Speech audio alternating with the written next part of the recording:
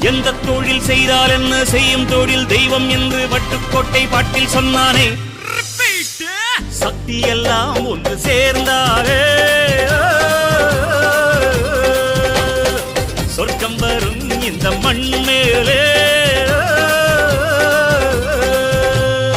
దేవుడా దేవుడా ఏడుమల దేవుడా చూడుడా చూడుడా ఎంగ పక్కం చూడుడా.